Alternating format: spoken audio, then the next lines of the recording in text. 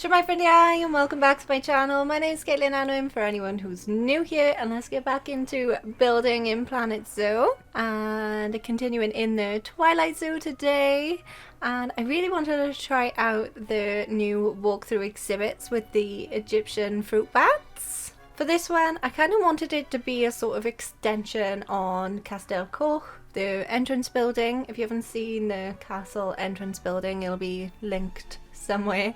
I love alliteration when it comes to titles, so I was thinking bats under the bridge.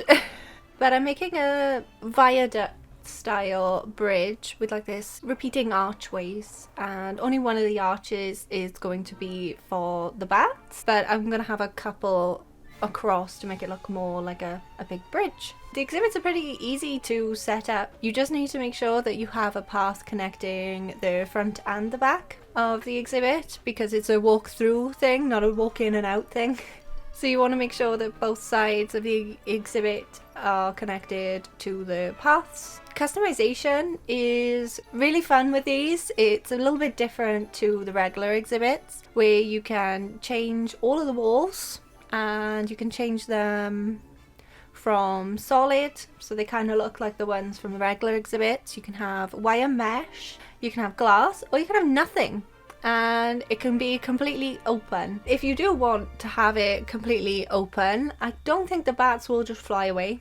I don't think there are any other exhibit animals at the moment that you can add into the walkthrough exhibits, just the bats. But it'd be interesting to see what else is added into the game for these walkthrough exhibits. My prediction for that are parrots. I think parrots would be an amazing addition to the walkthrough exhibits, especially like macaws. Is there a macaw? The ones that are like rainbow, basically, like really colourful birds. So I would really love that. You could change the walkthrough exhibit then into like an aviary or aviary. I never know how to pronounce that one, with like the mesh. But yeah, I wanted to make some little lanterns from the castle up towards the exhibit. So I got some purple ones because there is still the Twilight pack, and purple goes with like the Twilight sunset vibe, just purple, black and grey. There's a lot of new variations with the Twilight pack, like the piebald, but there is an albino fruit bat,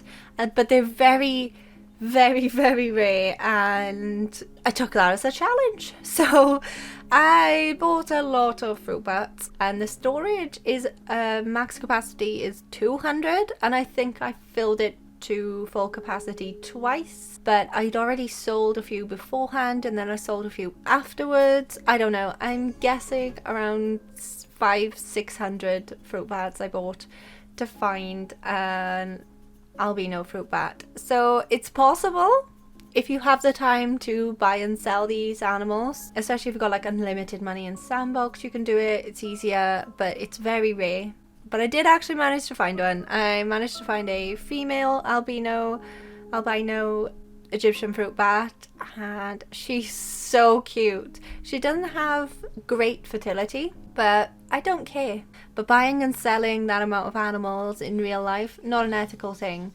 In the game, debatable. And it's kind of fun. It's like a game within a game of buying and selling these things to try and find something special at the end. But yeah, let's start building now. I didn't want it to look like bats were just flying through a wall. So I tried to measure out the sizes for what I thought would fit over the exhibit. To make the arch, like the curve of the bridge, I used the circle technique, the circle building technique. If you want a quick way of figuring that out, I do have a TikTok short about, I say both because I'm on TikTok. As I say, like, I'm too old for this shit. But hey, if I can help people, I can help people. The circle technique helped with the arch, and I just deleted the bits that I didn't need then. And I just moved it around to try and see whether some of the enrichment items were clashing with the walls.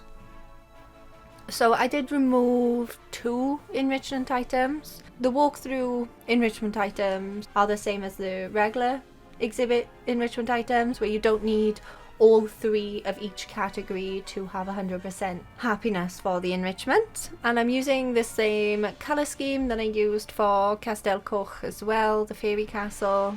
I'll probably end up still carrying on calling it the fairy castle now, because I do understand that some people will have no idea what I'm talking about when I start sprouting Welsh. But then again, my intro is Welsh. The main bridge came together really quickly. Like, it was really easy to get the whole thing in.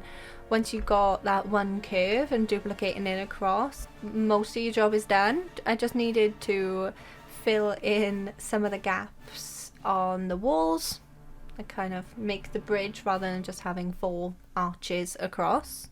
And some of the gaps were a little too small for the regular walls, so I used panels. I really wish we had a 1x1 panel though. I mention this every time and I'm going to keep asking for it, because having a 1x2 is so awkward, especially in patterned panels like this. All of the bricks are going one way, right? So if you want a 1 meter, you have to turn the panel around, and then instead of the bricks going horizontal, they go vertical, so it doesn't look right. And that's why 1x1 panels are a better tool for building more intricate things. And another tip that I found, if you've got a specific color variation, especially if there's a lot of colors that can be a little bit tricky to copy and paste over and over again, if you find that you've selected a new item, like what I just did, like a floor, and you've been building with the walls and all of the walls are the same color that you want, and then the floor is the original color, like the default color, and you're like, oh, I've got to copy and paste all these colors across now because there's like 4 or 5 colors in the brick pattern. Just duplicate something like one of the walls, place it down, and then pick your new item. So duplicate a wall, place that wall down, then select your floor, and then the floor will be the same color as your walls. But once I put the floor down, I found the top to be kind of boring. So I thought, I can make this a train station. I can put a train on top. I've never actually used a transport ride as just a decoration before, but I'm actually using the train as just a decoration on top of the bridge. So what I was thinking was, yes, this bridge isn't usable anymore, so they've decommissioned a train. They've left it up there, and they've used it as like a sort of decoration for the decorative viaduct. For the actual exhibit section of the bridge, I wanted this a little bit more fancy than the rest of the little viaduct sections. So I did add some arches on the sides to act as windows. I wanted there to be a little bit more light coming into this area, and as if you notice, I do still have the walls up and everything for the exhibit, so I can actually see where the exhibit ends. But I will be removing the majority of those just because they don't look very nice in with my exhibit, and I know the bats won't fly away, so I'll stick with aesthetics. I did kind of want to make it look like maybe this had been closed off before, so I wanted a gate. So I used the blueprint, you know, the lovely blueprint with the big tree, and I deleted everything other than the gate. But yeah, I kind of did use a prefab. Oh no. I'm so embarrassed I used a prefab. No, I'm not against them. If you want to use prefabs, I just find them boring. After a while, you can't keep using the same thing over and over again. That's why my short series is called Ditch the Prefabs. It's just so the game can keep interesting. I use the same fence style for the top of the viaduct. These things are usually there to stop people from climbing over the edge. We'll leave it at that. I lowered it into the wall a little bit so it was a little bit shorter because it was quite a tall fence, so I just ended up using like the top half of the fence to create this pattern, and it matches quite nice in with the fence barriers as well. Like the fence, is it a barrier? So I've just got that on the top, and I recolored that pure black as well so it would stand out nice against the grey stone.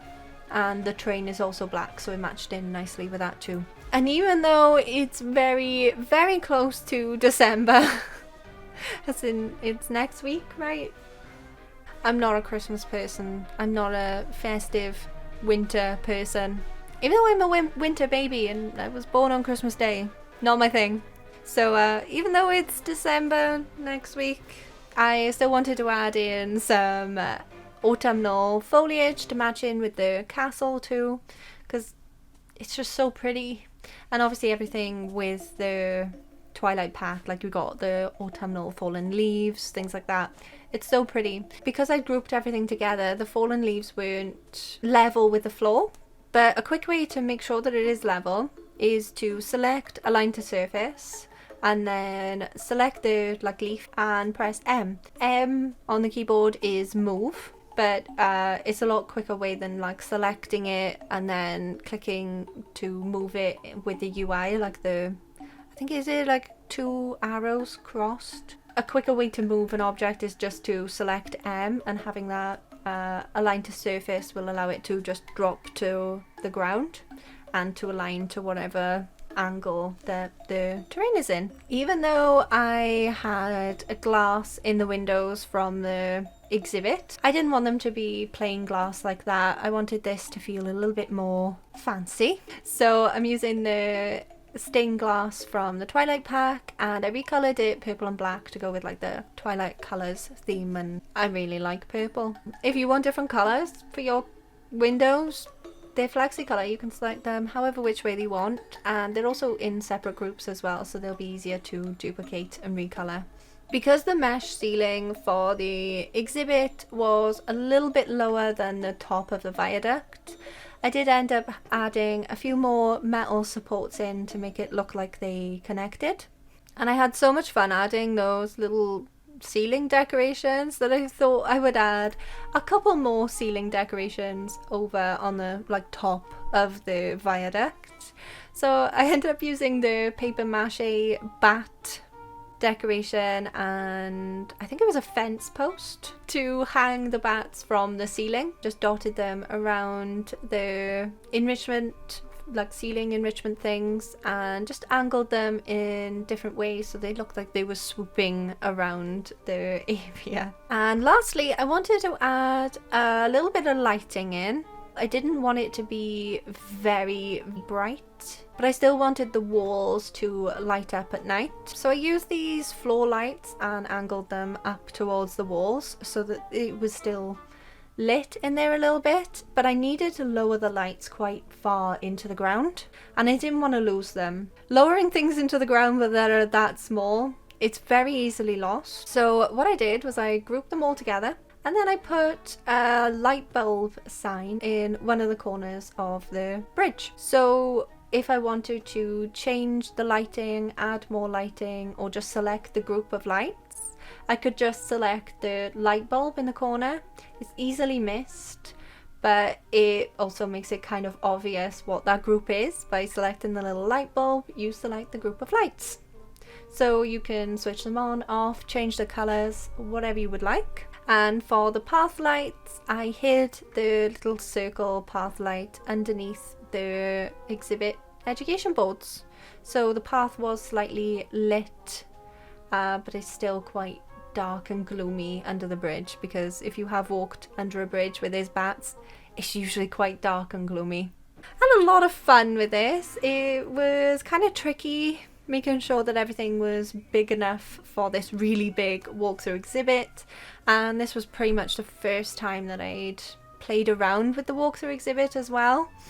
My favourite part obviously was getting the albino Egyptian fruit bat. She's so cute, just pink and white and adorable. I love her. I'm so happy I got one, but it was tricky to get one. It did take quite a while to find. But yep, that was Bats Under the Bridge. Let me know what you think in the comments, and leave me some suggestions for the next habitat I will build in this zoo. And if you have any festive, Christmassy themed ideas for December, let me know as well. If you do want to see more festive Christmassy builds, I did make an entire section of a zoo last year just themed around winter, so there are a lot of more festive builds that I built last year. If you enjoyed the video, smash that like button, and if you haven't already and you'd like to, it would mean a lot to me if you could subscribe and hit the bell to be notified whenever I upload a new video. I upload speed builds on Wednesdays and shorts tutorials on Saturdays. I also upload every 3 days on TikTok, if you'd like to follow me over on there as well. Thank you so much for watching. I hope you have a wonderful day, and I will see you next time. Goodbye!